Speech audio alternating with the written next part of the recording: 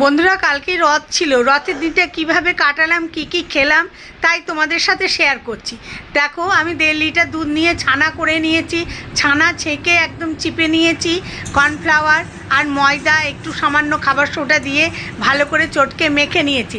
প্রচণ্ড গরম, তার মধ্যে রান্নাঘরে কাজ করতে গেলে না ভীষণ কষ্ট হয়। তেল গরম করে এই দেখো গোল গোল বলের আকারে আমি করেছি, কোপ্তা, ছানার কোপ্তার মতো। আর পেঁয়াজ, আদা, কাঁচা লঙ্কা এখানে বেটে নিয়েছি। এখানে গুঁড়ো মশলা রয়েছে, চিনি, নুন, হলুদ, লঙ্কা গুঁড়ো, জিরে, ধনে। তেল গরম করে আস্তে আস্তে করে কম কম করে বলগুলো ভেজে নেবে, যাতে না একজনের সাথে লেগে না যায়, আর যেন ভালোভাবে ভাজা হয়। আস্তে আস্তে ধৈর্য ধরে ভাজতে হবে। তো নিরামিষের আয়োজন তো বুঝতেই পারছো, এটা সেটা বানাতে হচ্ছে। তারপরেও আর বলে পোস্ত হয়েছে আর এই ছানার ডালনা হয়েছে, আর কিছু হয়নি। দিয়ে সেই বড়া তুলে নেওয়ার পরে কিছু পাঁপড় ভেজে নিলাম, 2 রকমের পাঁপড়। এটা এমনি প্লেন পাঁপড় ছিল, আর কর্তামশাই ফুলের মতো, জিলেপির মতো এক ধরনের পাঁপড় এনেছিল। সেই পাঁপড়গুলোও কয়েকটা ভেজে দিলাম ওদের। বাকি তেলটাতে আমি শুকনো লঙ্কা, তেজপাতা ফোড়ন দিলাম, জিরে আর দিলাম না, চাইলে তোমরা জিরে দিতে পারো। দিয়ে আমি টমেটো, কাঁচা লঙ্কা, আদা বাটাটা আগে দিয়ে দিলাম।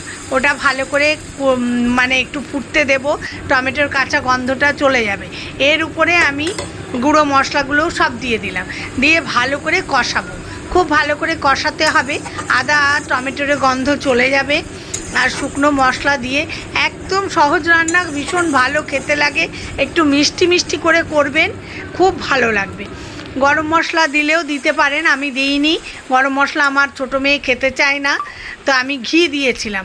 নিরামিষ রান্নাতে ঘি, গরম মশলা অবশ্যই চাই। মশলা কষা হয়ে গেছে, আমি পরিমাণ মতো জল দিয়েছি, বেশি জল দেব না। ডাল হয়েছে সেই জন্য অল্প সামান্য জল দিলাম, যাতে বলগুলো ডোবা মতো হয়। এরপর আমি বল দিয়ে একটা ফুট দেব, তারপরে 1 চামচ ঘি দিয়ে আমি নামিয়ে নিলাম। বেশি ফোটালে বলগুলো আমার ভেঙে যাবে। দারুণ খেতে হয়, বানিয়ে অবশ্যই খাবেন। নুন, মিষ্টি আর গরম মশলা দিলে তো আরও টেস্ট ভালো হবে, কিন্তু আজকে দিতে পারলাম না। ছোটো মেয়ে বললো আমার একদম ভালো লাগে না। আর এইদিকে বড়ি দিয়ে, আলু দিয়ে, টমেটো দিয়ে পোস্ত করেছিলাম। পোস্তটা নিরামিষ হয়েছে, কোনো পেঁয়াজ পড়েনি। এদিকে সাদা জুড়ো ভাত হয়েছে, ঝরঝরে ভাত, পাঁপড় ভাজা, 2 রকম পাঁপড় ভাজা হয়েছে। আর আম তো থাকবেই, যতদিন না আম শেষ হচ্ছে ততদিন বাড়ি থেকে আম যাবে না। সবাই মিলে একসাথে বসে পড়েছি। কর্তামশাই আগে খেয়ে নিয়েছে, আমার বেড়ে রেখেছি। ছোট মেয়ে আর নাতি খাচ্ছে। ভালো লাগলে শেয়ার করে দিও।